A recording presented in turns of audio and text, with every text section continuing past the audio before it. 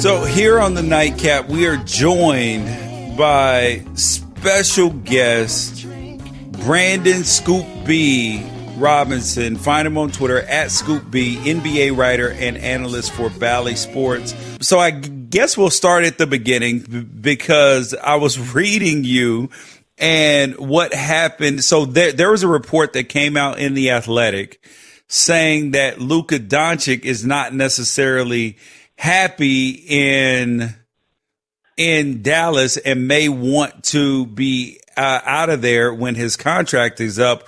What have you heard about that? Well, to give you a point of reference, there's a gentleman that works within the front office. He's considered their shadow GM. And from the report in The Athletic, it said that he's calling all the shots. And as it relates to starting lineups and rotations, he's a professional gambler from all the reports. I called Mark Cuban this afternoon, and he told me that the article was trash, and he said that if Luka had an issue with him, Luka would have dealt with him directly. He said that he has as good, if not a better, relationship with Luka than he has with Dirk Nowitzki. And basically, he also shared with me, Mark Cuban, that he found it interesting that the article was filed and that nobody reached out to him until they were getting ready to file the article to get a direct quote. And he felt some type of way about it. So it's a lot to consider and a lot to sort through there. But Luka Doncic can sign a supermax this summer worth over $200 million, I believe, over 5 years. And but the report from Sam Amick and Tim Cato says that Luka is not happy, and folks that I've spoken to, I haven't gotten that from anyone within the organization. And you talk to the owner, Mark Cuban, and today, and he said that there was nothing there to support that theory. So that's what I have. Yeah, and to me it seems weird, right? Is because like Dallas seems like a city. I mean, that the fans, they love Luka.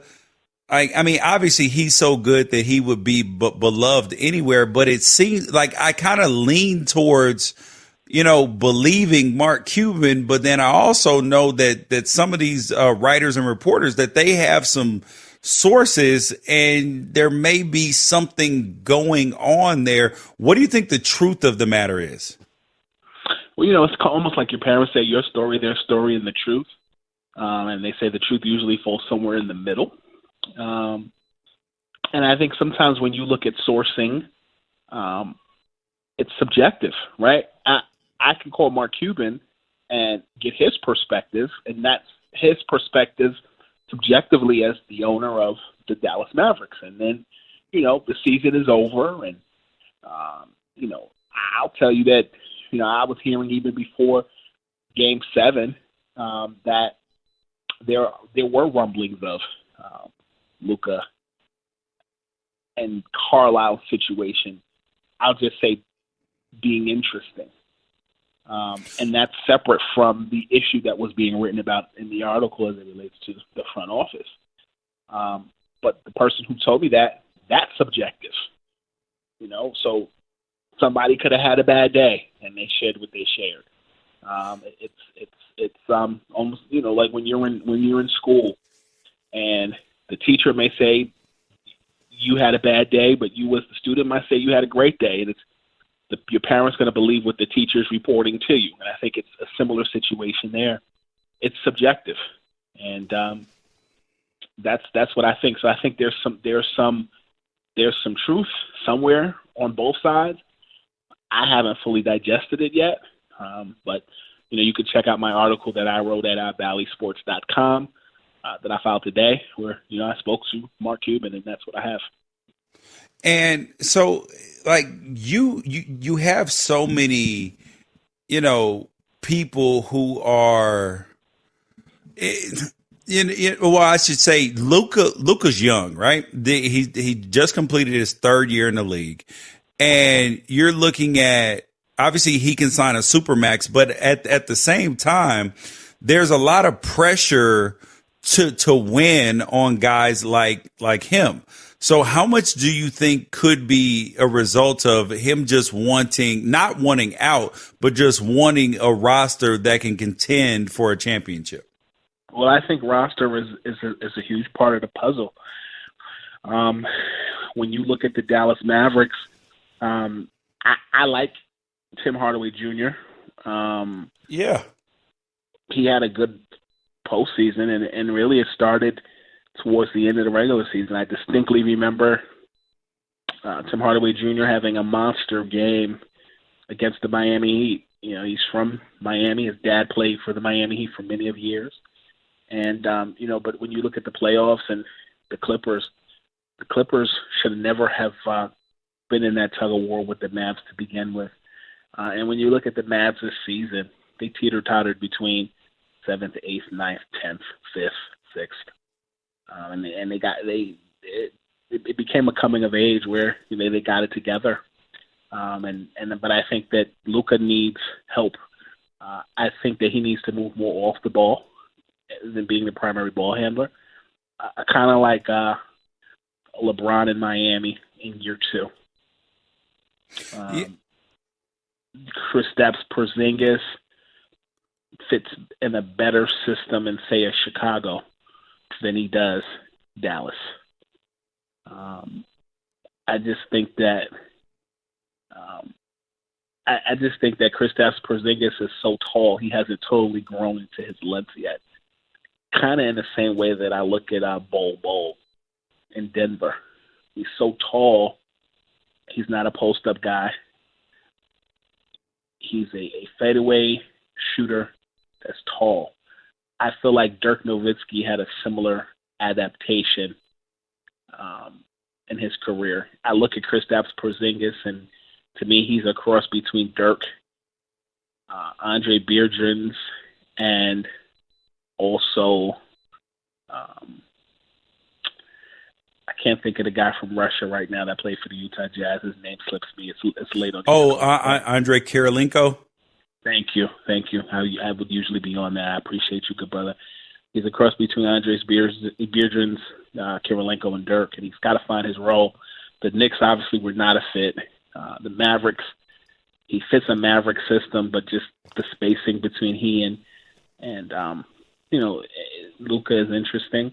His health has been an issue, but honestly, he needs like a solid slasher. He needs like a Kawhi Leonard or a Paul George, as I'm watching the Clippers and Utah Jazz game 4. The Clippers have a 107-92 lead, but over the Jazz. But I think that the Dallas Mavericks need some role players. Honestly, they need a Chris Paul type player or a Lonzo Ball type of point guard to set the tone, which moves Luka off the basketball. You need some pure shooters like a Joe Harris over in Brooklyn to kind of set the tone for him. That can stand in the corner pocket and when Luka commands that double team, get into the basket and kick it to a wide open guy. He's young. And I think that these expectations are so high because he's been a professional for so long. He comes to the U.S. and he's having such great impact right away. But you got to be patient in Dallas. And I think these are the makings of a man, the makings of a franchise team. And I think they'll figure it out, but they got to get him some help. Yep, I agree with that. You guys, we're on with Brandon Scoop B. Robinson, NBA writer and analyst for Bally Sports. Scoop, I'm wondering because today in the Atlanta Hawks 76ers series, Joel Embiid looked to be, even though he played 36 minutes, in the second half, he didn't look very good. He didn't look like the Joel Embiid that we saw in the first 3 games of the series. Do you think that again, he shot 4 for 20, missed 12 shots in the second half. 0 for 12 in the second half. Do you think his injury was a factor, and do you think that this is going to have a big impact on on this series? I think that because Utah came out of nowhere in the eyes of some people, a lot of people are shocked that, excuse me, I said Utah, the Hawks, pardon me. So let me start from the beginning. Rewind. I think that the expectation that the Sixers people had for the Sixers this season as the first seed in comparison to the Atlanta Hawks. Many people, I believe, from the national audience perspective, look at the Hawks like it's Trae Young's team and that's it. But the journey of that Hawks team, they're actually that good. It kind of reminds me of the 2004 NBA Finals between the Lakers and the Pistons. And when the Pistons were dominating, it was Kobe had just had a bad game. It wasn't that the Pistons were that good in the eyes of the media. And I think when you look at the Hawks, their journey, to me, is so fascinating. You went from a team that, at the All-Star break, fired their head coach in Lloyd Pierce, named Nate McMillan, their interim head coach, and Trae Young came in, took over. They made the trade to get Lou Williams in exchange for Rajon Rondo. You had guys like Kevin Huerter that stepped up, Danilo Gallinari, and some of the other usual suspects in that organization, John Collins as well, Clint Capella. I mean, you're talking about a league leader in defense this season. And so while I think you look at the lagging of Joel Embiid in this game, I think that the Hawks are that good. And it seems that there's been a growing trend in some of these series where the underestimated team are coming to play, and fans are getting their money's worth in 5, 6, 7 games. And I think that this game is going to be a grind-out series to go 6 or 7 games. I think that the Hawks and Sixers is maybe what many thought the Knicks and the Hawks would have been in round 1. And I like this series, man. I think it has the potential to go 6 or 7 games. I still have the Sixers pegged as the winner in that series, but you got to give kudos to the Atlanta Hawks because outside of Trae Young, they do have a good team. Yeah, and this year was, and we've seen the most injuries. This is the 7th with Kyrie Irving missing time. This is the 7th different All-Star to miss a playoff game this year, the most in NBA history. So what do you like? What is the word? Because I know you know Kyrie and his family and all that very well. What is the word on Kyrie Irving and on James Harden for the rest of this series for the Brooklyn Nets? Well, James is listed as questionable for Game 5. I know that some folks within the Nets organization intimated with me over the weekend that they're really cautious with James because they want to make sure that he's ready for the next series. The only issue is the way it's looking down. Some people are wondering if, instead of a big 3, it's a big 1, if that'll happen. And so he's listed as questionable. He's been rehabbing all through their time in Milwaukee. And, they go back to Brooklyn for Game 5. It'll be interesting as it relates to Kyrie Irving specifically. He will be out for Game 5. And he's taking it easy. I'm told that he's rehabbing, he's resting. He went through some tests today. And, waiting for those results. But this is also a big 3 that has not had a lot of time individually. The best you had was a big 2, if there wasn't a big 3. And I'll tell you this, last season for the Nets, Kyrie had thoracic bursitis, which sat him down for the rest of the season. KD was already sitting out, and I feel like KD is now seeing what Kyrie dealt with during the regular season last year, where it was a big 1, and this was pre-Harden arriving in Brooklyn. But some doctors have given a prognosis that it would take James Harden up until June 13th. We're past June 13th now, but to come back from that injury, and Tuesday is June 15th. But it'll be interesting to see how that plays out. If he is listed as questionable means 25%.